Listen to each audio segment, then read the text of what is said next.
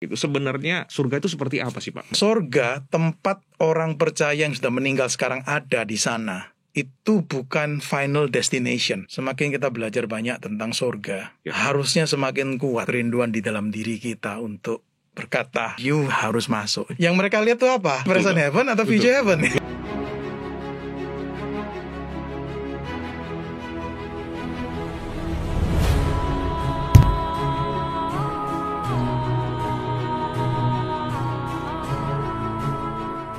Shalom Pak Dri. Ya, shalom, shalom. Ya, terima kasih sekali lagi untuk kesediaan Pak Dri, untuk waktunya di tengah-tengah kesibukan. Sehat-sehat ya Pak ya? So far sehat, puji Tuhan. Ya, so far sehat sampai sekarang masih oke, masih sehat gitu. Iya, puji Tuhan. Dan saya kira di tengah-tengah situasi seperti hari-hari belakangan ini tetap sehat, tetap bisa beraktivitas. Itu anugerah Tuhan ya Pak ya, kita betul, perlu bersyukur. Tetap jaga prokes lah. Ya. Betul harus sekali Pak. Jaga ketat sekali ini kita. Iya. Nah Pak Dri, yang lalu kita sudah ngobrolin topik yang lumayan sulit, yaitu tentang neraka.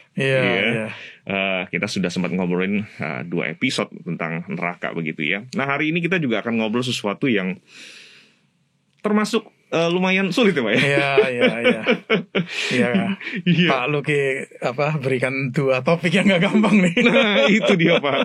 Tentang neraka, sekarang yang lalu tentang neraka, sekarang tentang surga. Betul sekali. Ini topik yang tidak mudah ya. Iya. Mungkin disclaimer awal ya.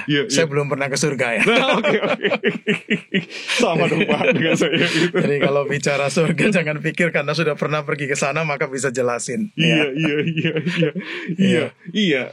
Tapi memang tema yang sulit ini sekaligus menjadi tema yang ya lagi-lagi sama mirip seperti neraka Pak ya, membuat kita penasaran sekali sebenarnya apa sih yang kita bisa ketahui tentang surga itu begitu. Iya. Ditambah juga mungkin tidak banyak ya pengajaran tentang surga disampaikan. Baik mungkin melalui mimbar gereja ataupun melalui pembinaan ya. Mungkin betul sekali. Topik tentang neraka, tentang surga itu bukan topik yang sering didiskusikan. Iya, disebut mungkin cukup sering begitu Pak ya, tapi tidak dijelaskan dengan mungkin dengan cukup memadai begitu kali ya Pak ya. Betul. Iya. Dan thank you banget Pak Adri bersedia untuk ngopi bareng dengan saya dengan menu ngopi yang sulit lagi Pak ya. Dengan senang hati. Thank you Pak. Ya, sebelum kita lanjutkan obrolan kita berdoa terlebih dahulu ya Pak ya. Mohon bimbingan Tuhan. Mari kita berdoa. Tuhan, terima kasih untuk kesempatan kami boleh bersama-sama belajar sekali lagi. Kami tahu waktu-waktu ini adalah waktu yang berharga dari Tuhan untuk kami semakin hari semakin mengerti kebenaran yang ingin supaya kami ketahui dari Tuhan sendiri. Tuhan berkati waktu ini ya Tuhan, berkati obrolan kami berdua. Kami rindu kami boleh saling memberkati satu sama lain, dan semua yang mengikuti program ini kami pun juga diberkati oleh Tuhan. Terima kasih, di dalam nama Tuhan Yesus kami berdoa, kami berserah. Amin. Pada waktu ngomong tentang surga, saya kira biar bagaimanapun salah satu pertanyaan awal yang mungkin perlu diselesaikan atau diadres begitu ya, adalah mengenai eksistensi surga itu Pak. Apakah benar bahwa surga itu memang sesuatu yang bereksistensi, sesuatu yang betul-betul ada, atau ya sebenarnya sekedar sebuah gambaran kehidupan yang ideal yang mungkin diproyeksikan oleh manusia begitu ya, atau juga semata-mata proyeksi harapan manusia yang mungkin frustrasi dengan kehidupan di dunia saat ini, apalagi sekarang dengan pandemi ini Pak ya. Rasanya kok dunia ini suram begitu ya. Kita lebih gampang sakit mungkin dari sebelumnya. Kita juga melihat kematian mungkin juga ada di sekitar kita. Lalu kemudian muncullah ide-ide tentang sorga itu begitu Pak. Sebab misalnya ya banyak saja orang-orang yang mungkin bisa tergolong sebagai ilmuwan. Misalnya salah satunya Stephen Hawking Pak. Mungkin Pak Adri juga pernah dengar begitu. Dia pernah mengatakan bahwa surga itu sebenarnya kisah dongeng begitu ya. Kisah dongeng untuk orang-orang yang takut dengan kegelapan atau dengan kematian itu. Maka kemudian muncullah mungkin sebuah harapan begitu Pak, tentang kehidupan yang terang benderang, yang indah di surga. Gimana Pak Adri? Ya bicara topik tentang surga, pastilah ada orang-orang dengan pemahaman yang seperti itu ya.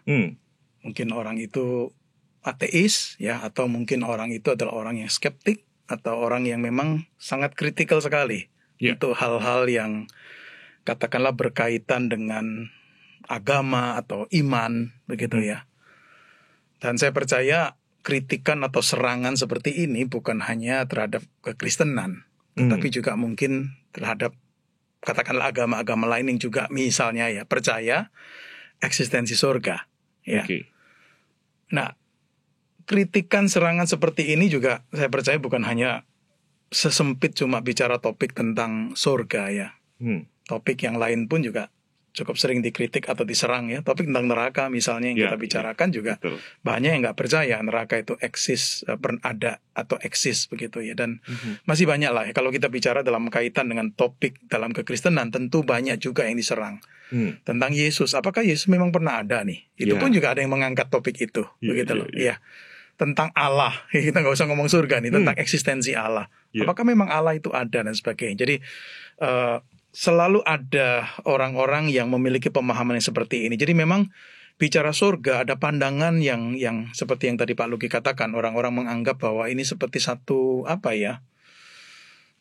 Ya boleh disebut khayalan atau apa begitu ya. Mungkin bukan dalam arti khayalan seperti anak-anak ya, tapi dalam arti satu proyeksi pemikiran manusia atau ciptaan dari pemikiran manusia yang berada dalam kondisi tertentu, ya katakanlah mungkin kesulitan atau pergumulan atau penindasan atau pergumulan yang sangat hebat sekali, sehingga kemudian akhirnya memproyeksikan pemikiran tentang ada kebahagiaan nanti di masa depan. Nah itu dikaitkan katakanlah ini dengan sebutan surga. Ya selalulah pasti ada orang-orang yang memahami atau yang berpikir dengan pemahaman yang seperti itu. Jadi surga itu dikatakan seperti satu trik dalam agama itu untuk menenangkan orang-orang yang katakanlah tertindas, orang-orang yang susah, orang-orang yang bergumul, supaya mereka tetap bertahan karena ya dijanjikan sesuatu yang baik di masa depan.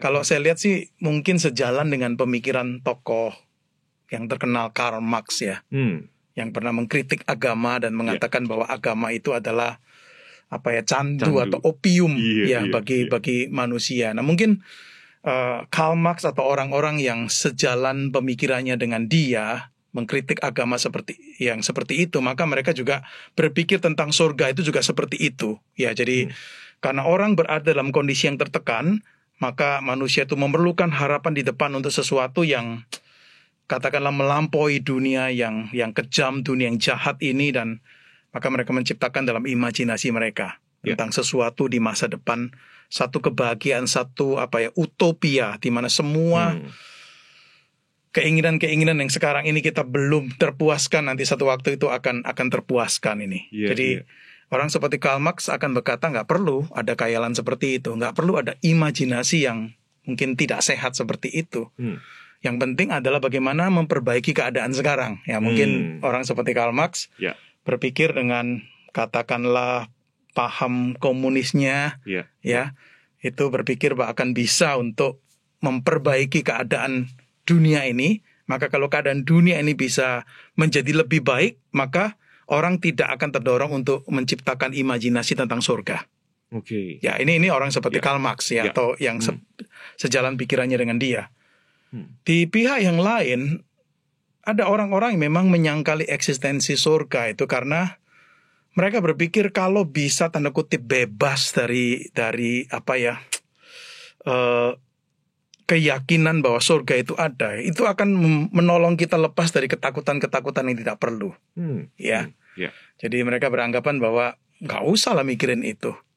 Yang kita bisa nikmati, kita nikmati aja. Ngapain harus mikirin bahwa satu waktu kita ini akan masuk surga atau akan masuk neraka, begitu loh. Jadi mereka ingin terbebas dari ketakutan-ketakutan yang seperti itu. Atau mungkin ada alasan lain. Lagu terkenal dari John Lennon. Iya, benar. Saya kepikiran juga. Betul. Ya, bayangkan kalau tidak ada surga, begitu loh. Ya, itu lebih mudah bagi kamu nih kalau you bisa bayangin tidak ada surga. Di pihak yang lain ada yang menyangkali surga dengan berpikir begini, gak usah bicara surga dengan idealismenya yang di masa depan nih. Tetapi hal-hal yang kamu pikirkan baik di masa depan, ayo terapkan aja di masa sekarang. Bicara kasih, bicara damai, bicara kebahagiaan, kenapa nggak kita itu coba aplikasikan untuk konteks hidup kita di zaman sekarang ini? Maka ada golongan yang sangat menekankan yang namanya social gospel kan? Begitu loh. Jadi ini Injil adalah untuk perbaikan kehidupan sosial manusia ini, memperbaiki kondisi ekonomi, kehidupan sosial, pendidikan dan sebagainya. Nah itu sepertinya kita menghadirkan sorga di bumi ini. Jadi pemikiran tentang sorga di masa depan itu bisa merupakan satu halangan menurut mereka ini. Ya bisa merupakan satu halangan, satu distraction untuk pekerjaan yang Tuhan percayakan untuk kita kerjakan saat ini. Menghadirkan shalom, menghadirkan kasih, menghadirkan kebahagiaan untuk manusia di dunia ini. Sehingga mereka lebih sering atau lebih senang untuk bicara tentang sorga dalam arti itu. Ya sorga sekarang ini nggak usah bicara idealisme di masa depan. Begitu. Nah, jadi ada beberapa lah ya kalau saya boleh sebut beberapa pemahaman yang intinya adalah menyangkali eksistensi sorga ini. Nah, saya mungkin ingin meresponi begini ya terhadap pemahaman-pemahaman seperti ini. Dua hal yang saya mungkin ingin sampaikan ya kalau bicara atau meresponi akan pemahaman seperti ini. Yang pertama, kita sebagai orang Kristen ya, orang percaya, meyakini adanya surga itu bukan berdasarkan apa kata orang ya. Juga bukan berdasarkan pengalaman orang pernah pergi ke sana atau tidak lalu menceritakan ke kita bahwa ada surga. Tetapi keyakinan kita tentang eksistensi surga itu adalah berdasarkan apa yang diajarkan dalam kitab suci. Ya, dalam Alkitab kita nih. Jadi Alkitab kita memang banyak sekali bicara tentang surga. Nah, yang paling penting juga kita perlu ingat begini. Bicara surga bagi kita orang Kristen nggak pernah lepas dari figur Yesus Kristus. Begitu loh. Karena surga itu dari perspektif iman Kristen bukan tersedia untuk semua orang yang menderita di dunia nih. Yang satu waktu akan dikompensasi dan mereka akan mendapatkan kebahagiaan lepas dari penderitaan itu. Enggak loh, Alkitab nggak ngomong begitu. Jadi surga selalu dikaitkan dengan figur Yesus Kristus. Ya, Yesus yang datang sebagai Tuhan dan Juru Selamat dan kita ditebus dari dosa kita dan memang kita dijanjikan hidup kekal. Yang satu waktu kita akan mendapatkan kepenuhannya itu, ya, kesempurnaannya itu di dunia yang akan datang. Dalam hal ini kita sebut dengan istilah kita saat ini, yaitu sorga. Begitu loh. Jadi sorga itu bukan janji untuk pengharapan atau janji yang menyenangkan untuk semua orang yang mengalami penindasan atau penderitaan di dunia ini. Enggak kan? Alkitab kita tidak mengajarkan seperti itu. Begitu loh. Nah ini hal pertama. Jadi kalaupun ada unsur kompensasinya, itu bukan kompensasi dalam pengertian begini loh. Ya ini untuk semua orang di dunia mengalami penderitaan, orang miskin, orang yang tertindas. Nah ini semua akan masuk surga.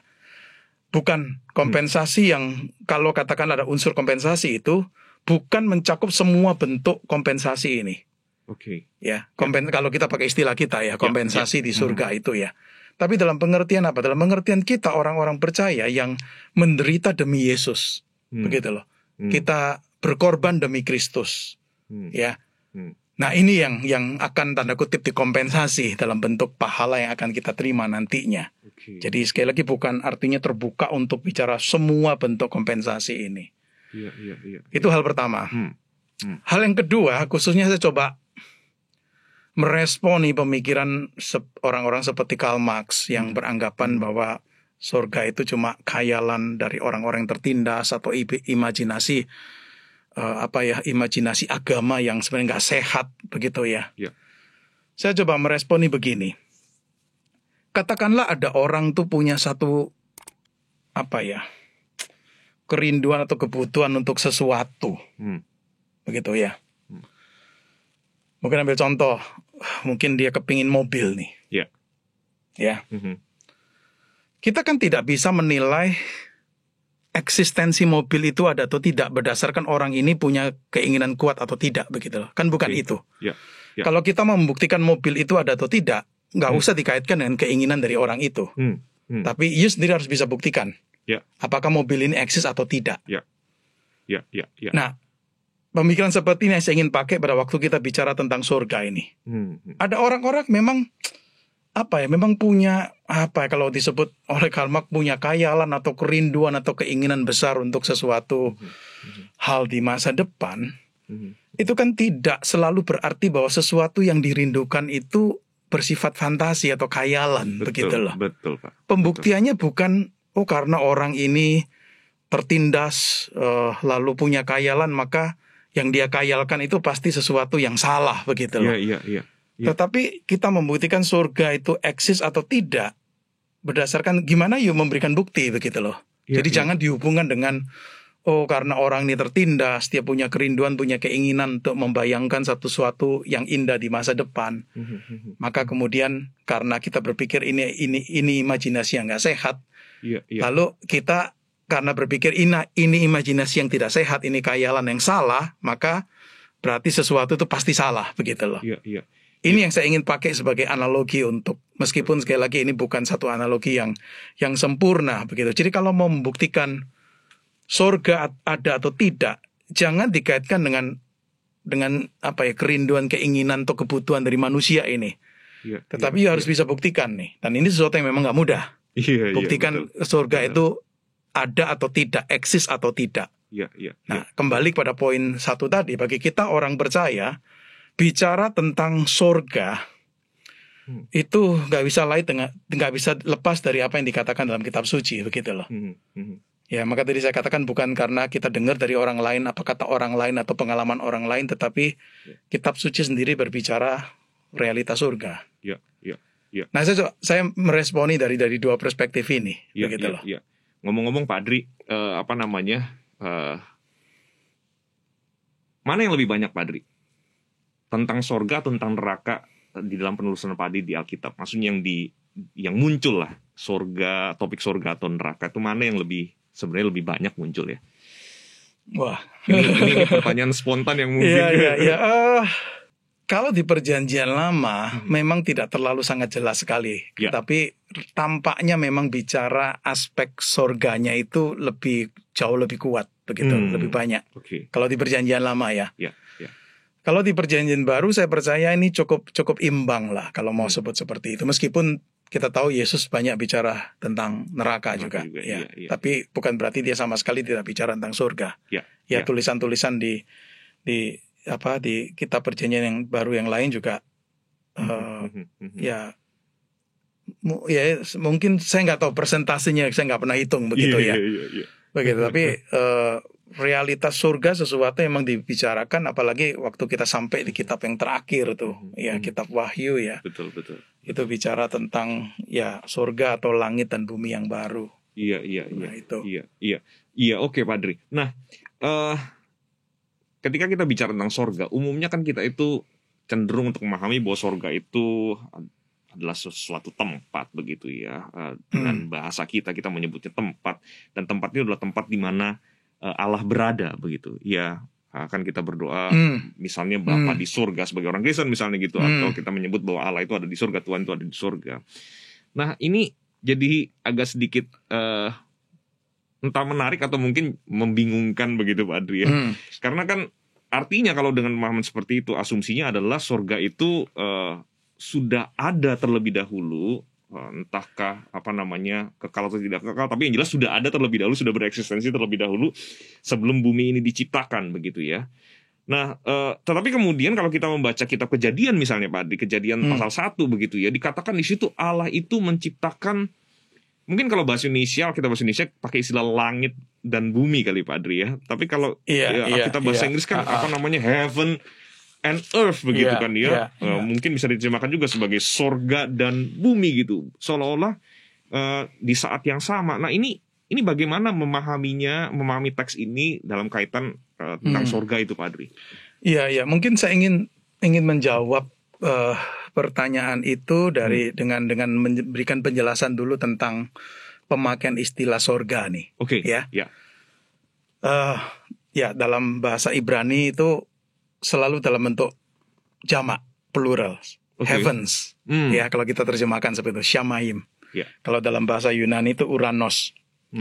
Nah, istilah itu, istilah sorga itu di dalam Alkitab bisa dipakai paling tidak menurut saya dalam 3 pengertian. Pengertian yang pertama itu bicara mengenai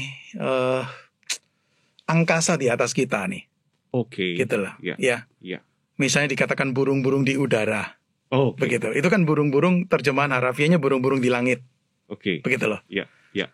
Hujan dari langit. Okay. Gitu loh. Itu juga bicara ya di atas kita nih. Apapun sebutlah sky lah atau angkasa atau atmosfer ya. Nah, itu dipakai dalam pengertian itu.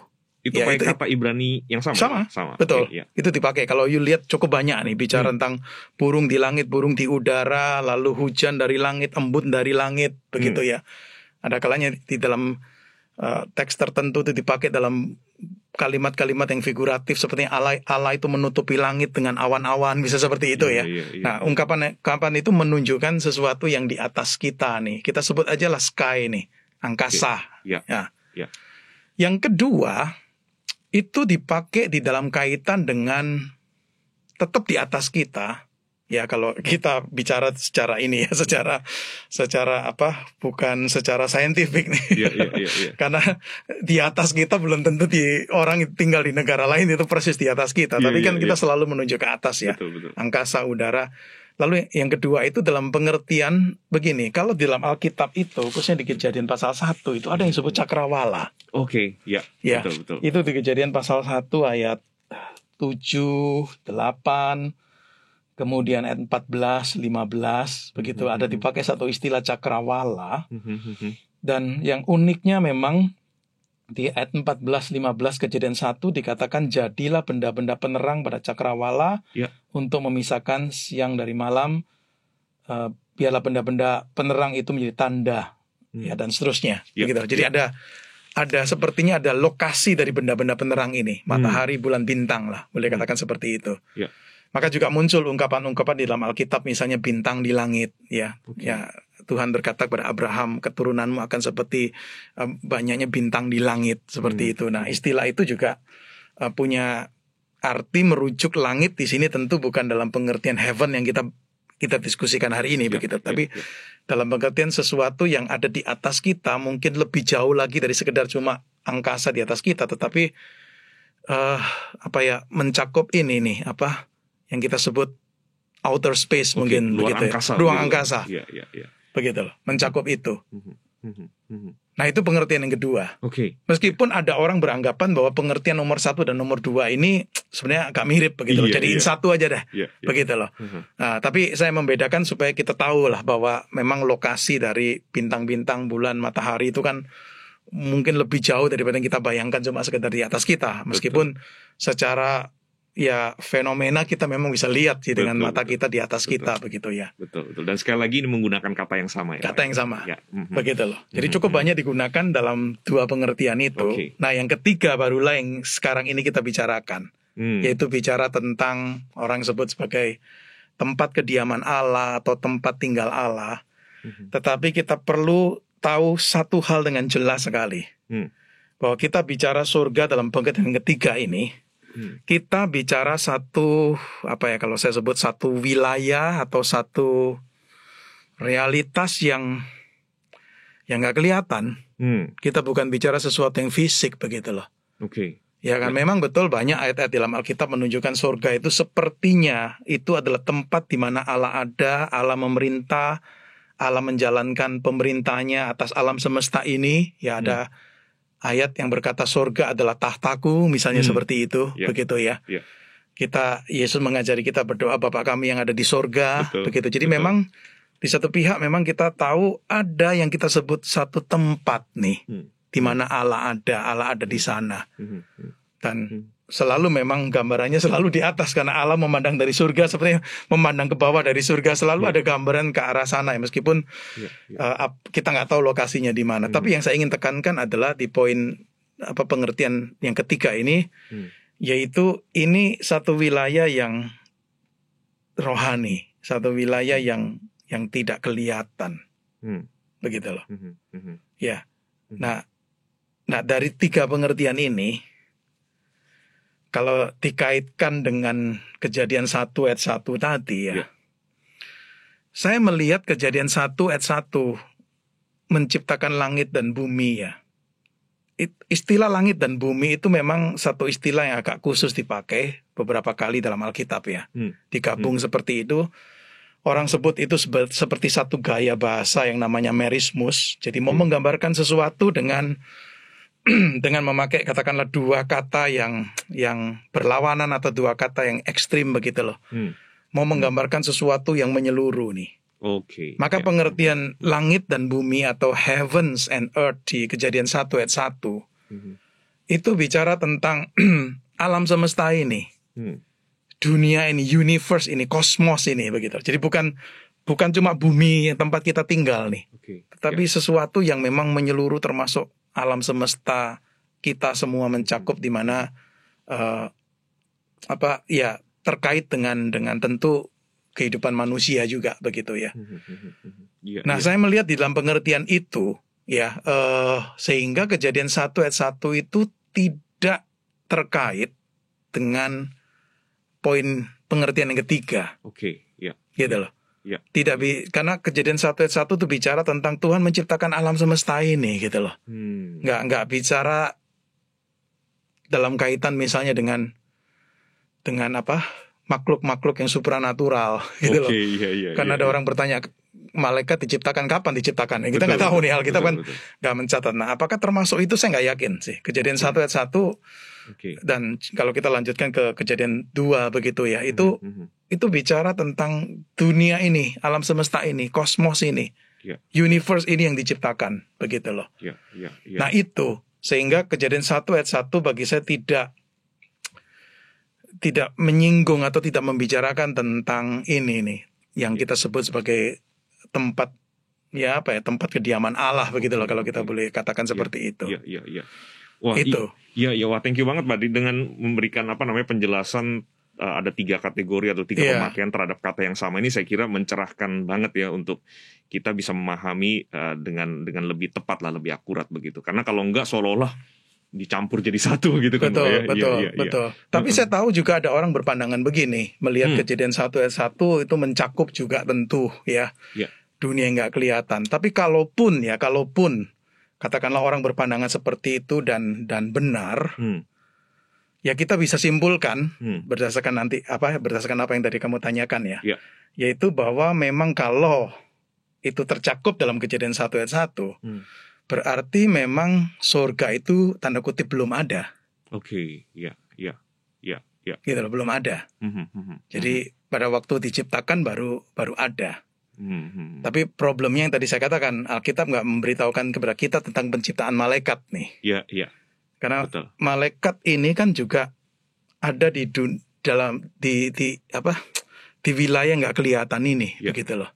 Malaikat bersama-sama dengan Allah, malaikat dari surga. Ini istilah kan cukup sering muncul. Ya kan, malaikat dari surga dan sebagainya cukup sering muncul. Berarti tempat kediaman malaikat pun juga adalah di surga, begitu loh. Berarti kalau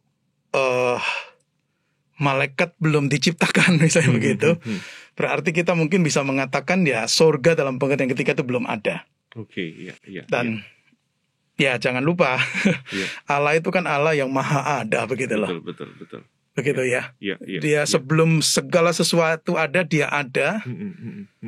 Ya nggak tahu apakah dia ada, tempat dia ada itu kita bisa sebut surga, mungkin juga kurang tepat begitu loh. Nah kalau kayak gitu kita tentu perlu Pak Adri, perlu mencoba untuk menggali lagi sebenarnya bagaimana Alkitab itu menjelaskan tentang surga, Pak. Nah seringkali kan yang beredar itu, dan saya kira tentu bisa dikaitkan dengan Alkitab, misalnya bahwa surga itu seringkali mungkin kalau saya boleh pakai istilah itu digambarkan seperti perumahan begitu loh Pak. Entah sejak mungkin di masa sekolah minggu, remaja, bahkan sampai dewasa begitu kan, seolah-olah surga itu seperti perumahan. Nah setiap kita itu khususnya orang percaya begitu Pak Adri ya, dapat satu unit lah atau satu tempat, satu coupling begitu ya di surga. Dan kalau dilihat-lihat kaitannya ya mungkin bisa dikatakan itu berkaitan misalnya dengan Injil Yohanes pasal 4 ayat 2 ketika Tuhan Yesus mengatakan aku menyediakan tempat bagimu di surga begitu kan Pak ya. Lalu kemudian gambaran yang saya kira umum sekali juga, dan seingat saya dengar sejak saya masih sekolah minggu begitu Pak, ya surga itu jalannya dari emas begitu. Dan tentu juga orang mengaitkannya dengan Alkitab begitu kan Pak, dari Wahyu pasal 21 misalnya begitu. Dan yang saya dengar belakangan begitu, dan saya kira kebanyakan mungkin juga dengarnya belakangan, saya nggak yakin sekolah minggu pernah di-mention hal ini begitu. Jadi surga itu ada tingkatannya, ada levelnya, Pak. Ya, mungkin karena gambaran di 2 Korintus, misalnya 2 Korintus pasal 12 begitu, Pak. Nah, dan semua itu kan, Pak, menjadi semacam apa ya, kalau saya boleh katakan ide awal begitu ya, untuk membuat gambaran-gambaran tentang surga. Nah, saya nggak tahu nih, Pak, apakah makin ke belakang, ide awal ini seperti melukis kan, Pak ya. Tadinya cuma mau gambar satu lingkaran begitu ya. Berkembang, sehingga lingkarannya itu mungkin jadi tersamarkan oleh yang lain-lainnya begitu. Tapi balik lagi ke pertanyaan saya dan mungkin pertanyaan banyak pendengar begitu. Sebenarnya surga itu seperti apa sih, Pak, menurut gambaran Alkitab? Tadi ada pertanyaan kamu menyinggung tentang tadi tingkat itu atau level ya. Mengingatkan kita kepada perkataan Rasul Paulus yang di 2 Korintus itu. Nah, ada orang menafsirkan begini, justru di sanalah kita memahami pengertian itu dari perspektif 3 arti tadi. Gitu loh. Yang sebelumnya tadi. Yang pertama itu adalah sky di atas kita nih. Ini disebut seperti surga level pertama. Lalu kemudian naik lebih tinggi lagi itu outer space nih, ruang angkasa. Ini level yang kedua. Lalu kemudian Paulus sebut itu level ketiga atau tingkat ketiga, itulah tempat kediaman Allah. Gitu loh. Nah, ada yang mengartikan seperti itu ya. Jadi bukan dalam arti surga itu ada levelnya. Tetapi yang Paulus mau mengatakan ini, dia bicara dalam pengertian kalau di dalam bahasa di Perjanjian Lama itu langit di atas segala langit begitu loh. Itu tempat kediaman Allah itu disebut langit di atas segala langit, meskipun juga di sana dikatakan bahwa surga pun sebenarnya nggak bisa menampung Allah. Sesungguhnya kan Allah itu nggak terbatas. You mau bicara satu lokasi, satu tempat pun juga tidak bisa. Allah tidak bisa dibatasi oleh satu lokasi atau satu tempat apapun itu. Begitu ya. Nah, mungkin dalam pengertian itu maksud Paulus ketika berkata tentang surga tingkat 3 begitu loh. Nah, harus kita akui lah, banyak gambaran-gambaran yang ada di benak kita mungkin dari sejak kecil ya kita dapatkan. Itu berasal dari mungkin apa yang umumnya orang pikirkan tentang surga. Begitu loh. Belum tentu itu dari apa yang Alkitab ajarkan. Mungkin khotbah orang atau mungkin cerita pengalaman orang. Termasuk yang waktu kita bicara tentang neraka kan saya sebut nama Dante itu. Dia juga bicara tentang surga begitu loh. Dengan pemahaman imajinasinya dia tentang surga itu apa, sehingga itu mempengaruhi banyak gambaran orang tentang apa itu surga begitu loh. Nah, mungkin sebelum menjawab to the point ke pertanyaan itu, ada baiknya kita itu juga jelas lebih dulu tentang pengertian surga dalam arti setelah orang meninggal, orang percaya meninggal, kemana mereka? Sering kan kita mengatakan, mereka itu ke surga. Begitu loh. Dengan pengertian yang nanti Alkitab sebutkan itu sebagai langit dan bumi baru nih. Ada yang tetap memakai istilah surga untuk itu. Tapi bagi saya mungkin kita tetap perlu membedakan loh dua keadaan ini. Ya kan? Sudah pernah dibahas sebelumnya tentang intermediate state. Ada intermediate state, ada final state nih. Harus dibedakan dua ini. Meskipun betul, Alkitab ketika bicara tentang intermediate state itu tidak mendetail, tidak banyak. Ya, seorang teolog berkata itu tidak lebih dari seperti bisikan. Begitu loh. Nggak banyak yang kita bisa ketahui tentang keadaan intermediate state, yaitu setelah orang meninggal, masih menunggu sampai nanti kedatangan Yesus yang kedua kali dan dibangkitkan, orang percaya berada di mana nih? Jawaban kita yang paling umum selalu mengatakan, di surga. Ya, ada ayat-ayat yang saya percaya sering kita pakai ya untuk mendukung pengertian itu, begitu ya. Ketika siapa itu Stefanus akan mati, dia akan melihat satu penglihatan sepertinya Yesus ada duduk sebelah kanan Allah, lalu kemudian ketika dia menjelang mati dia berkata, terimalah rohku, begitu loh. Ya Tuhan Yesus, terimalah rohku. Berarti memang rohnya Stefanus bersama-sama dengan Tuhan Yesus. Atau mungkin ayat seperti Filipi 1 ya, ketika Paulus berkata dia lebih suka untuk kalau boleh mati pergi bersama-sama dengan Kristus, diam bersama dengan Kristus. Nah, ungkapan-ungkapan seperti itu yang mungkin pernah didiskusikan sebelumnya tentang intermediate state itu jelas menggambarkan satu realitas bahwa orang-orang percaya itu kita bisa mengatakan mereka setelah mati mereka kemana, tubuh mungkin dikubur atau dikremasi, tetapi jiwa atau roh itu kan kembali kepada Allah. Hidup dalam persekutuan dengan Allah. Nah, Alkitab memang tidak banyak bicara nih tentang keadaan di masa intermediate state ini. Itu problemnya, begitu loh. Kita ingin tahu banyak, tetapi Alkitab tidak membahas banyak tentang keadaan orang-orang percaya di surga sekarang ini yang tanpa tubuh, belum mengalami kebangkitan. Begitu loh. Nah, ini.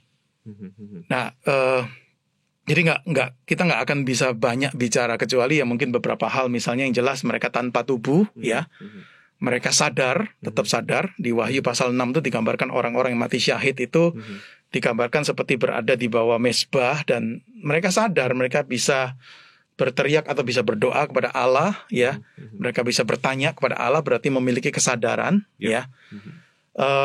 Dan secara moral saya percaya juga sudah disempurnakan, begitu loh. Ya, kalau di Ibrani pasal berapa? Pasal 12 itu digambarkan orang-orang ini roh orang-orang benar yang disempurnakan ini. Jadi itu gambaran orang-orang percaya yang ada di surga sekarang. Nah, ya gambaran-gambaran itu yang kita miliki nih dari apa yang Alkitab katakan dalam kaitan dengan intermediate state. Tetapi kita perlu ingat, intermediate state itu bukan final state. Begitu loh. Dalam pengertian ini, maka saya bisa berkata begini. Apakah orang percaya yang sekarang ini meninggal dan berada di surga sudah bahagia? Saya katakan sudah. Bahagia. Bersama dengan Kristus, bersekutu dengan Kristus. Yang kalau meminjam perkataannya Paulus itu jauh lebih baik keadaannya, far better. Kita bisa mengatakan seperti itu. Mereka lepas dari kesengsaraan. Mereka tidak lagi diganggu oleh dosa, oleh kejahatan. Keadaan baik-baik, bahagia iya. Tetapi itu belum yang final. Begitu loh. Itu belum yang kita sebut sempurna lah kalau kita mau pakai bahasa kita, begitu loh. Kenapa? Karena masih menantikan kebangkitan tubuh ini. Nah, setelah nanti kebangkitan tubuh inilah baru kemudian kita masuk apa yang disebut sebagai langit dan bumi yang baru. Di kitab Wahyu dituliskan itu, di kitab Yesaya juga dituliskan itu. Jadi menurut saya kita harus membedakan nih Pak Luki, antara pemahaman tentang surga dalam masa intermediate state ini yang memang kita nggak tahu banyak. Begitu loh. Ada yang bertanya, apakah memang betul orang-orang yang mati itu betul-betul tanpa tubuh sih? Para teolog bisa berdiskusi, berdebat. Ada yang mengatakan diberi tubuh sementara. Sebab nggak mungkin lah eksistensi manusia itu bisa ada tanpa tubuh. Ada yang nggak setuju. Alkitab mengatakan sepertinya tanpa tubuh. Ada yang juga bertanya, misalnya apakah orang-orang yang sekarang ada di surga, orang percaya yang ada di surga itu tahu apa yang terjadi di dunia ini? Mungkin ada indikasi mereka tahu. Begitu. Meskipun kita nggak bisa sangat memastikan sekali mereka tahu atau tidak. Jadi informasi kita tentang surga yang di masa intermediate state ini sampai kita menunggu nanti kedatangan Yesus yang kedua kali, kebangkitan tubuh, ya.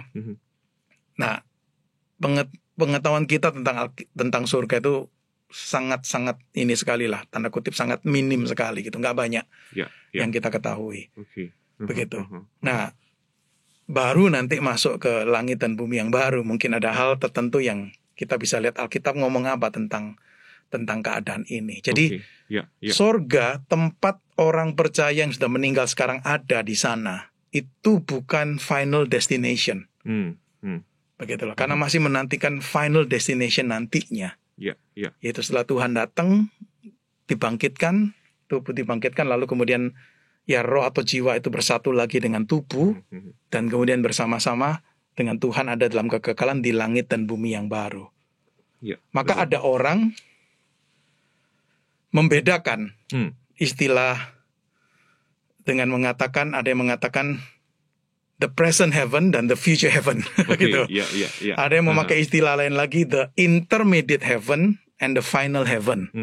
Kalau tetap mau memakai istilah heaven ya, surga.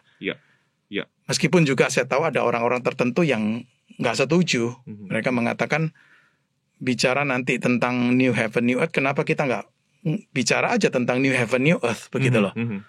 Karena khawatirnya dengan pemahaman atau dengan konsep kita tentang surga yang sudah terbentuk di benak kita, masih kebawa untuk waktu kita memahami tentang new heaven, new earth nantinya di masa depan itu. Sehingga ada yang nggak setuju memakai istilah surga. Tapi ada yang tetap setuju, tapi untuk membedakan supaya tahu, ya bicara present heaven and future heaven atau intermediate heaven dan final heaven. Nah, ada yang mencoba menjelaskannya seperti itu. Gitu Pak Luki. Jadi pertanyaan Bapak itu nggak gampang dijawab. Begitu loh. Jadi surga menurut penjelasan Alkitab gimana? Nah ini kita bicara yang mana dulu nih? Betul. Iya. Kalau yang tadi Pak Adri sampaikan bahwa tentang yang present heaven itu atau intermediate heaven itu informasinya cenderung lebih sedikit Pak ya, begitu ya? Iya, nggak banyak lah kita ketahui. Ya. Jadi berarti memang betul kita tidak bisa menyimpulkan sampai pasti banget begitu Pak ya, tentang bagaimana kondisinya begitu ya atau situasinya. Nah tapi kalau yang future tadi, kalau saya tadi tidak salah nangkep, Adri sempat menyebut ada lebih banyak nampaknya begitu ya, gambaran-gambaran yang disampaikan oleh kita begitu Pak. Ya mungkin lebih banyak dalam arti begini, ya apa ya, saya nggak sebut ini informasi lengkap, nggak ada lah informasi lengkap tentang future heaven ataupun tentang langit dan bumi yang baru. Tetapi Alkitab sebenarnya memberikan apa ya, glimpses begitu loh, satu percikan-percikan hal yang kita bisa lihat, kita bisa ketahui gitu loh. Misalnya membaca Wahyu, kitab Wahyu pasal 21, pasal 22 ada. Meskipun memakai bahasa simbolis ya, bahasa figuratif, tetapi ada gambaran-gambaran yang mau disampaikan melalui apa yang tertulis di sana begitu. Nah, ini mungkin bisa menjadi satu satu masukan bagi kita untuk memikirkan tentang kehidupan di langit dan bumi yang baru atau new heaven new earth itu seperti apa sih begitu. Misalnya ini, misalnya paling gampang nih, kenapa sih kita itu perlu menerima tubuh kebangkitan? Kalau memang keadaan kita sudah cukup bahagia dengan udah meninggal nih, tubuh ditinggal, dikubur atau dikremasi, nggak perlulah untuk menyatu lagi, kita udah bahagia kok, udah menyatu dengan Allah di surga. Ya sudah ada di hadiratnya. Cukuplah. Tapi kenapa pengharapan kita itu bukan diletakkan di sana, tetapi pengharapan kita diletakkan di kedatangan Yesus yang kedua kali, yang kemudian juga ada terjadi peristiwa kebangkitan tubuh. Nah, pertanyaan yang penting untuk dipikirkan adalah kenapa sih perlunya kebangkitan tubuh? Untuk apa? Ada apa nih sampai perlu diberi tubuh kebangkitan? Apakah terkait dengan lokasi di mana kita akan hidup atau tinggal, atau apa nih? Nah ini yang perlu untuk dipikirkan begitu loh. Sangat beda sekali dengan intermediate state gitu loh. Kalau saya lebih condong tuh berkesimpulan memang eksistensi di intermediate state sekarang adalah tanpa tubuh. Begitu loh. Belum menyatu kembali dengan tubuh yang dibangkitkan. Maka tadi saya katakan itu bukan final destination kita. Dan itu bukan final happiness-nya kita juga, kalau saya pakai istilah saya. Betul. Begitu loh, karena masih menanti sesuatu yang lebih di ke depan. Dan sebenarnya saya kira ini kabar baik banget ya Pak Adri. Maksudnya begini, pada waktu kita hanya bisa, anggaplah kita hanya bisa membayangkan tentang present heaven itu, bahwa ada sesuatu yang indah yang kita boleh alami. Ya, kalau tadi bahasa ungkapan-ungkapan yang Pak Adri sampaikan dari kita bisa bersekutu dengan Kristus, bersama-sama dengan Kristus, itu saja kan gambaran yang indah begitu Pak ya. Tapi itu belum finalnya. Dan kita sedang menantikan yang final itu. Wah, itu kabar baik banget begitu Pak ya. Untuk orang-orang yang percaya kepada Tuhan Yesus begitu Pak. Saya percaya kalau kita betul-betul ada waktu untuk merenungkan lebih dalam ya tentang kebenaran tentang surga. Betul. Itu harusnya ya. Kita memang betul ada satu kerinduan kuat. Ya harus masuk ke sana nih. Benar. Begitu. Jadi surga itu lebih dari sekedar cuma kita kembali pada Tuhan, bersekutu dengan Dia, ada di hadapannya. Lalu cuma isinya memuji Tuhan, cuma nyanyi-nyanyi di depan Tuhan. Bagi saya nggak sesimpel itu begitu loh. Masih berkat yang disediakan oleh Tuhan itu jauh lebih besar dari apa yang mungkin sanggup kita pikirkan atau bayangkan begitu loh. Betul. Nah itu. Betul Pak. Nah kembali ke ini Pak, gambaran-gambaran dipakai di Alkitab begitu. Tadi Pak Adri juga sempat memunculkan istilah gambaran sebenarnya simbolis begitu kan Pak ya. Nah tapi seringkali kan karena kita melihat di Alkitab seperti misalnya tadi Yohanes 14 ayat 2, lalu kemudian Wahyu 21 ayat 21 begitu ya. Nah ini bagaimana memahaminya Pak? Karena kecenderungannya Pak ya mungkin karena keterbatasan kita sebagai manusia kan Pak ya, kita membahasakan sesuatu terbatas dalam dimensi ruang dan waktu begitu Pak ya, seolah-olah itu yang jadi penekanannya. Jadi seperti misalnya coupling tadi Pak, dapat coupling jadi belum lagi kalau diterusin kan bisa begini kan Pak ya, kalau baik-baik di dunia ini ya nanti couplingnya bukan cuma tipe 36 misalnya Pak, nambah tipe 90 misalnya begitu kan atau bagaimana gitu ya. Lalu kemudian jalan dari emasnya itu wah pokoknya ya semua itu emas begitu, bahkan mungkin kita korek-korek di jalanan itu kita bisa ngumpulin emas atau bagaimana. Itunya kan yang seringkali ditekankan lalu kemudian dibahasakan sedemikian rupa sehingga fokusnya kita ke situ tuh Pak. Nah ini bagaimana nih Pak memahaminya? Justru itu maksud saya, kesulitannya begini memang. Satu pihak kita harus ngakui kesulitannya adalah bahasa yang dipakai di kitab Wahyu. Mau menggambarkan, kita sebut aja langit dan bumi yang baru, ya Yerusalem baru.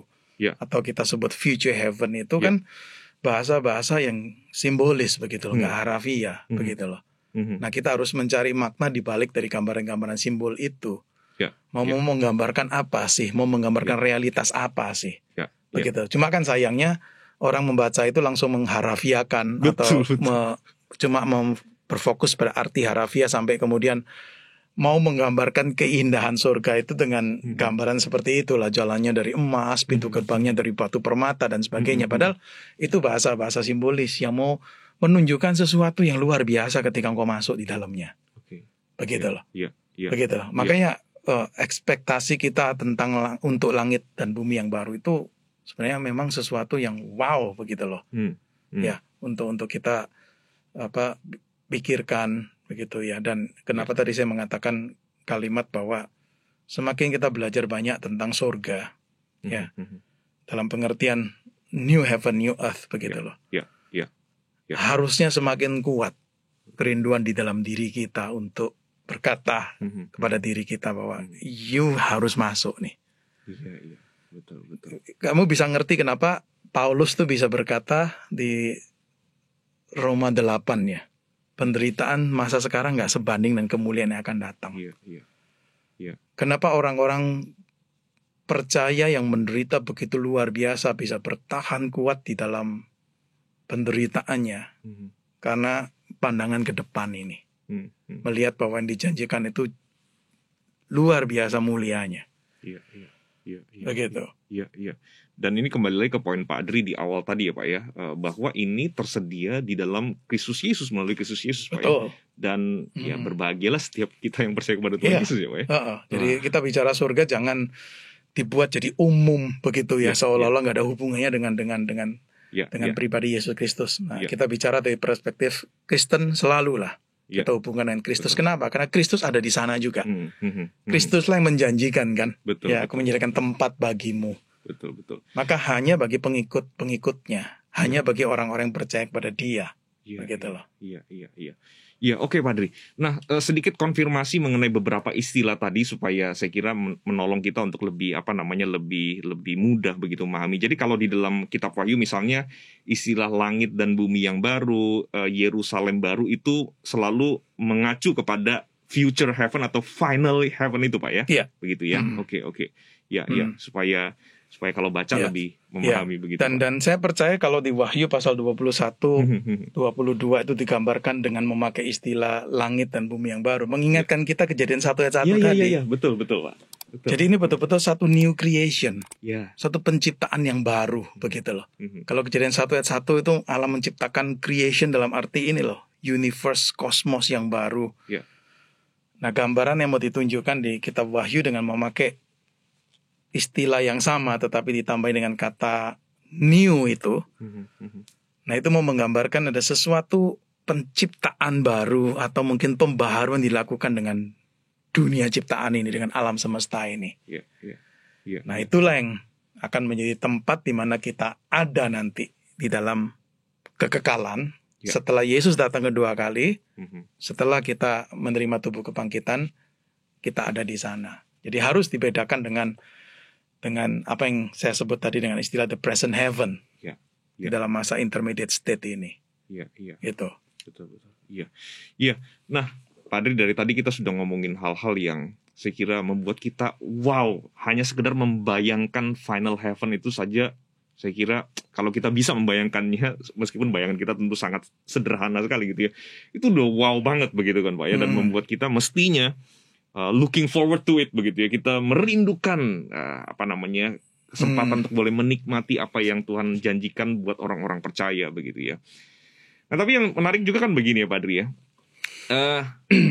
banyak banget orang yang mengklaim pernah ke surga Pak.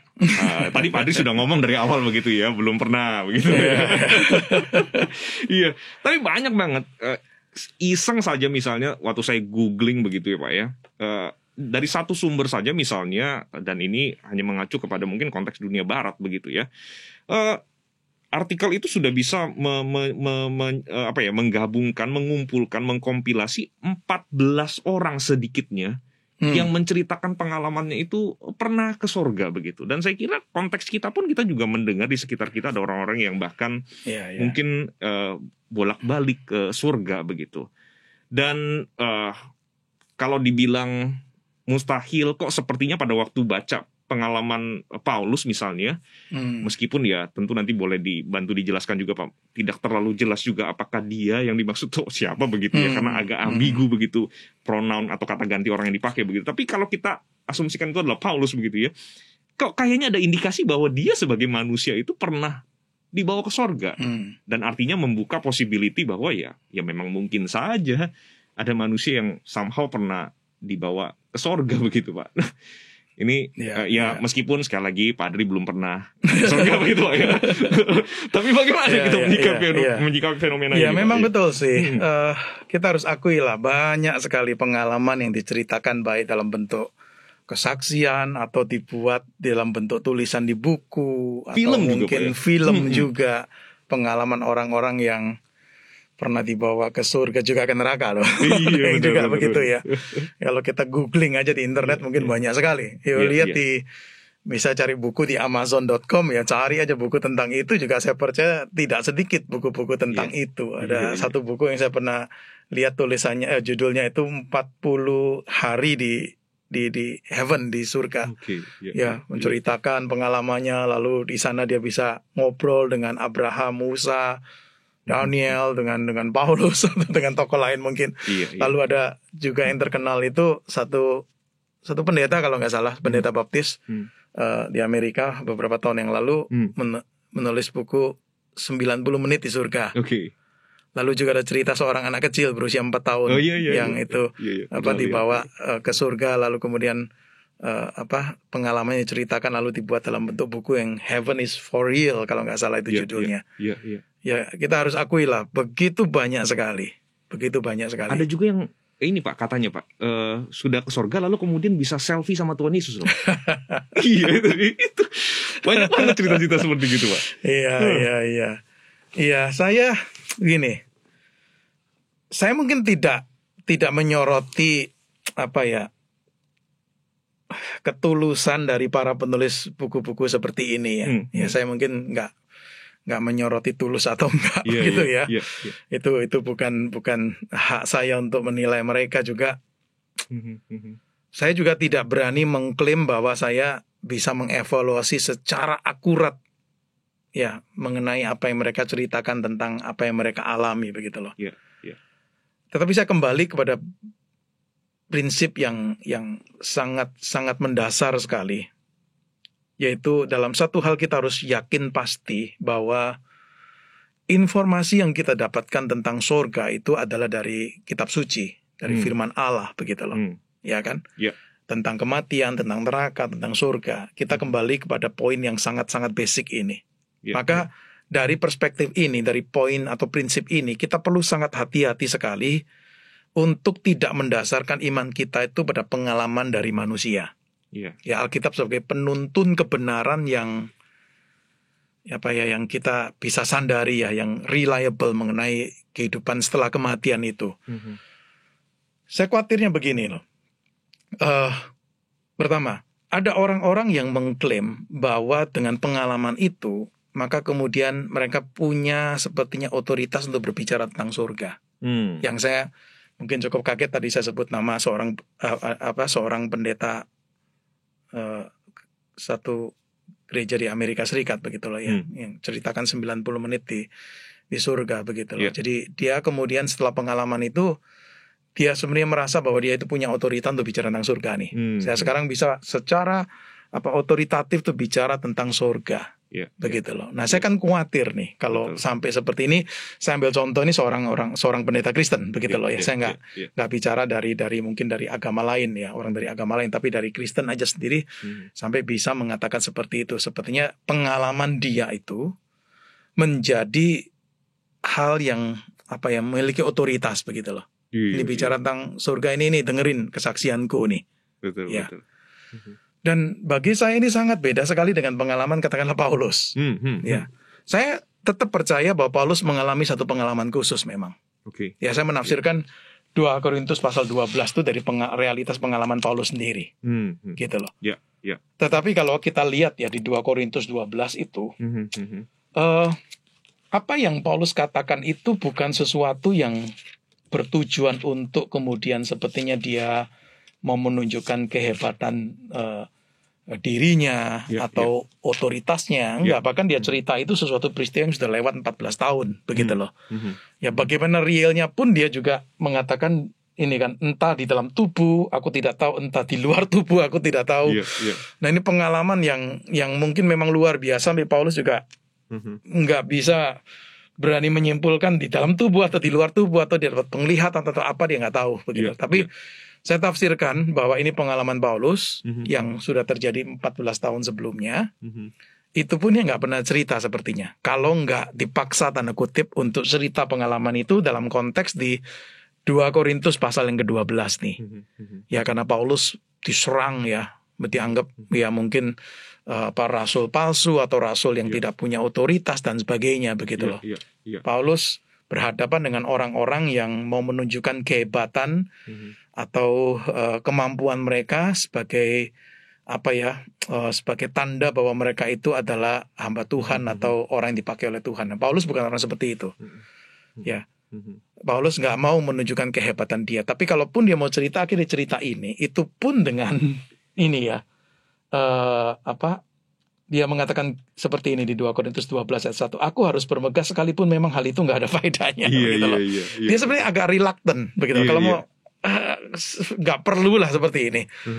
Tapi satu pihak dia ingin menunjukkan bahwa sebenarnya dia juga punya pengalaman yang spektakuler. Begitu loh. Kalau lawan-lawan dia atau orang-orang yang mengkritik dia di jemaat Korintus itu lebih condong untuk membanggakan kehebatan mereka. Justru Paulus bukan seperti itu. Tapi kalau akhirnya pun dia dipaksa untuk menceritakan, oke lah saya ceritain satu nih. Tapi itu 14 tahun yang lalu.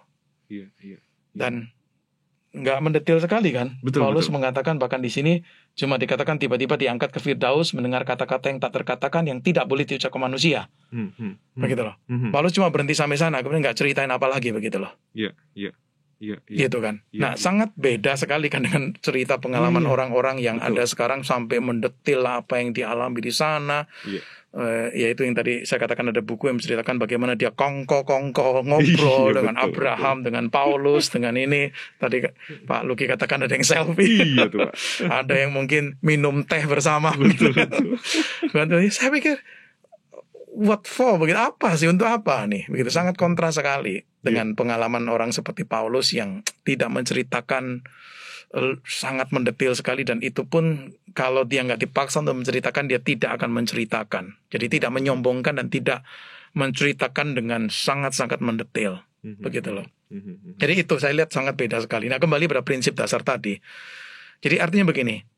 Kalaupun kita akhirnya membaca buku-buku itu atau mendengar kesaksian itu, kita perlu untuk mengkritisi dari perspektif kitab suci begitu loh. Dan kita harus tegas dalam satu hal. Kalau itu sesuatu memang berkontradiksi, baik pengalaman pergi ke surga atau ke neraka, berkontradiksi dengan apa yang Alkitab katakan, kita berani mengatakan bahwa itu salah begitu loh. Ya. Ya. Hal lain lagi yang saya amati begini. Saya sih nggak baca semua buku ya, tapi baca beberapa. Terus terang dari membaca beberapa aja itu ada kebingungan. Kenapa? Karena ada keragaman ceritanya begitu loh. Iya. Kalau disatukan itu bisa muncul gambar yang berbeda tentang surga. Iya. Saya katakanlah mungkin nggak mau menyoroti yang bukan Kristen nih. Katakanlah yang Kristen nih, yang Kristen, baik yang anak kecil atau yang pendeta atau yang orang lain begitu loh. Nah pada waktu kita coba menyatukan, kita mungkin akan mengalami kesulitan untuk menyatukan gambaran tentang surga itu. Nah pertanyaannya begini, mana yang benar? Iya betul. Mana yang benar? Betul. Begitu loh. Hal lain lagi yang perlu dipikirkan adalah apakah ada penjelasan alternatif untuk pengalaman mereka ini gitu loh. Iya. Sekalipun tadi saya mengatakan di awal bahwa saya tidak mau untuk mencermati ketulusan ya, motivasi sincerity dari orang-orang ini. Betul. Tapi nggak menutup kemungkinan loh. Iya. Bisa ada yang memang tanda kutip berbohong. Iya. Ada unsur itu ya. Sekali lagi meskipun kita nggak, tapi bisa ada kemungkinan itu ada. Ada unsur itu cuma satu perasaan sugesti atau mungkin itu mimpi yang memang memberikan kesan yang begitu kuat, atau saya nggak tahu ada penjelasan psychological lainnya mungkin.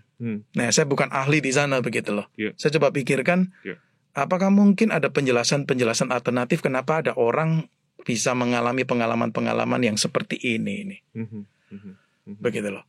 Iya. Nah ini, jadi nggak selalu mengatakan, oh ini satu pengalaman yang real sekali ini. Betul-betul ini pengalaman yang dari Tuhan berikan. Betul. Nah itu. Iya. Sekali lagi kembali pada yang tadi saya katakan, dari keragaman cerita yang ada. Katakanlah kita terima, oke lah, apa yang you alami atau orang itu alami itu benar-benar terjadi. Tapi sekali lagi siapa yang bisa memastikan, begitu loh, bahwa kisah si orang itu yang paling benar nih. Si anak kecil umur 4 tahun ini karena dianggap mungkin polos, ya diceritain apa adanya, itu yang paling benar. Bisa dari mana kita bisa memastikan bahwa itu yang paling benar nih? Ini hal yang perlu untuk dipikirkan lah oleh kita mencermati adanya orang-orang yang menceritakan pengalaman-pengalaman itu. Dan hal lain lagi yang saya pikirkan begini, dari semua penceritaan itu tujuannya apa sih? Gitu loh. Tujuannya apa? Mau menunjukkan bahwa surga itu real, ada loh. Alkitab sudah ngomong kok, ngapain harus mendasarkan bahwa pengalaman orang itu begitu loh. Iya kan? Betul. Orang-orang yang menceritakan dia mengalami pengalaman itu lalu menceritakan dalam bentuk kesaksian atau dalam bentuk tulisan. Lalu pada akhirnya cuma ingin mengatakan apa? Surga itu ada loh. Iya. Ya nggak usah berdasarkan pengalaman itu lalu iya. ini aja baca aja gitu loh. Betul. Kitab. Betul. Lalu hal lain lagi berkaitan dengan penjelasan saya tadi mengenai present heaven, future heaven. Yang mereka lihat tuh apa? Iya, itu betul. Present heaven atau future heaven? Betul. Iya. Gitu loh. Betul. Kalaupun itu betul-betul terjadi ya Pak ya. Dan yang dilihat itu cuma present heaven, saya kira apa yang mereka ceritakan ataupun mereka lihat itu pun sebenarnya masih jauh sekali dibanding dengan finalnya itu mestinya gitu kan Pak. Mungkin gitu loh. Apa yang mereka lihat itu pengalaman orang percaya di present heaven ataukah di future heaven begitu loh. Iya. Gitu. Jadi kembali kepada ini, apakah karena Alkitab itu kurang sehingga perlu adanya pengalaman orang-orang ini, kembali tadi ke pendeta itu. Betul. Sampai sebenarnya dia lebih mengandalkan pengalamannya. Sebenarnya dia berani berkata, sekarang saya dengan secara otoritatif berani nih bicara tentang surga. Betul. Seolah-olah kalau dia nggak mengalami itu, dia nggak berani bicara tentang surga. Iya. Betul. Padahal Alkitab bicara tentang surga itu sesuatu yang real nih. Iya. Nah ini perlu dipikirkan sih. Betul. Dan juga kembali kepada masalah tadi tujuannya apa nih? Kalau cuma ingin mengatakan heaven is real, Alkitab sudah jelas mengatakan itu real. Meskipun kita nggak tahu deskripsinya secara mendetail bagaimana. Yang hal lain yang tiba-tiba membuat saya ingat itu adalah perumpamaan Yesus pernah berikan itu ya, orang kaya dan Lazarus. Ya itu pengalaman itu. Saya lagi terpikir begini nih, orang kaya itu ya sekali lagi ini perumpamaan kan ya. Iya. Perumpamaan, tapi menariknya begini, mungkin aja kita lihat sekilas ya. Iya, boleh Pak. Karena sesuatu yang tiba-tiba saya ingat nih tentang orang kaya dan Lazarus yang miskin ini kan. Kan ada gap ya antara tempat nih orang kaya dengan Lazarus itu. Lazarus di tempat kebahagiaan, orang kaya ini ada di tempat penderitaan ya. Betul. Sekali lagi ini perumpamaan. Tetapi ada pelajarannya yang menarik bagi saya. Jadi orang kaya ini kan lalu minta kepada Abraham nih.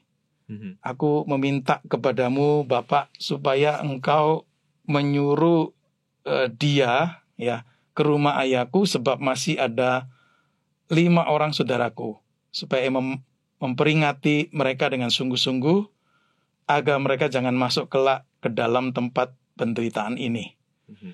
Tapi kata Abraham, ada pada mereka kesaksian Musa dan para nabi. Baiklah mereka mendengarkan kesaksian itu. Jawab orang itu, tidak Bapak Abraham, tapi jika ada orang yang datang dari antara orang mati pada mereka, mereka akan bertobat. Kata Abraham kepadanya, jika mereka tidak mendengarkan kesaksian Musa dan para nabi, mereka tidak juga akan mau diyakinkan sekalipun oleh seorang yang bangkit dari antara orang mati. Bagi saya menarik begitu loh. Betul. Sepertinya ditantang melalui perumpamaan. You yakin dengan cerita pengalaman itu orang yang mendengar akan bertobat nih. Begitu loh. Ya kan? Betul. Ada padamu itu kan kesaksian Alkitab begitu loh ya. Betul. Kesaksian Musa, kesaksian para nabi. Nah itu yang membuat saya berpikir bahwa sekali lagi, untuk apa pengalaman itu ceritakan? Apakah cuma ingin mengatakan heaven is real, atau supaya ingin membawa orang untuk ayo bertobat nih karena surga itu ada loh, atau neraka itu ada nih. Nah, bagi saya perumpamaan di Lukas 16 ini memberi peringatan. Kalau mereka diingatkan dari Alkitab, dari kitab suci aja nggak mau gitu. Dari mana yakin? Dari cerita pengalaman orang yang bangkit dari antara orang mati lalu bisa meyakinkan mereka. Iya, betul. Nah, seperti itu. Betul Pak Adri. Saya kira dalam hal ini penting bagi kita untuk berhati-hati. Kadang-kadang kan Pak, kita itu tergoda ya Pak ya, ketika mendengar cerita yang fantastis gitu ya, fenomenal begitu ya, yang nggak umum begitu ya, kita langsung berpikir wah ini kayaknya kok lebih benar begitu ya, kayaknya ini lebih akurat, atau apa ya, kayaknya ini dibutuhkan untuk menambahkan apa yang kita lihat dari Alkitab begitu ya. Dan kita lupa pada waktu kita melakukan sebenarnya banyak resiko di balik itu kan Pak ya. Resiko untuk melihat Alkitab ini seolah-olah tidak cukup seperti kata Pak Adri tadi. Lalu resiko juga mungkin membayangkan hal-hal yang berkontradiksi dengan Alkitab begitu. Nah, saya kira ini penting sekali lah Pak buat kita sebagai orang Kristen untuk hati-hati dalam hal ini begitu. Dan selalu kembali kepada apa yang Pak Adri katakan, kembali kepada prinsip kebenaran kita, yaitu kitab suci begitu Pak. Wah, iya. Thank you Pak, thank you.